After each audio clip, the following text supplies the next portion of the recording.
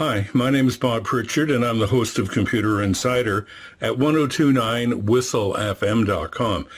Today we're going to get into a little bit of a discussion about how to download and save your vaccination certificate, or for that matter, any document you want to save onto your phone.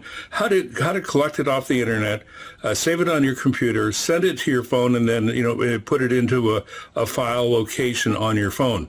So let's get started by getting into Google. Okay, we've got Google open on our screen right now. It's just a simple search we're going to do. So what I'm doing, because it's the COVID-19 vaccination certificate I'm looking for, we just type that in our search line and hit enter.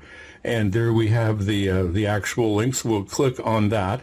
And that takes us to the Province of Ontario website. And we have to read it down and agree to its terms of use. Once you do that, hit continue, and now you're going to be into the screen that you have to put in your OHIP information.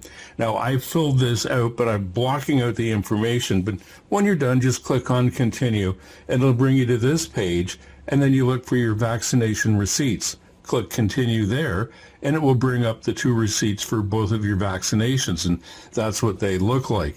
So what we're going to do is we're going to take that file and save it on our computer, and then we'll put it into a specific directory so that we'll be able to locate it later on.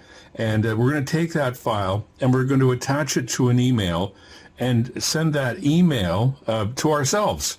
Just as easy as it could be. So I'll just type in my own email address and put in that it's a copy of my vaccination certificate.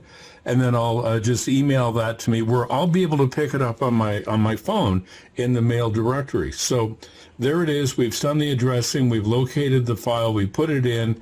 It's a PDF, and now we're just going to hit send and send it to my phone.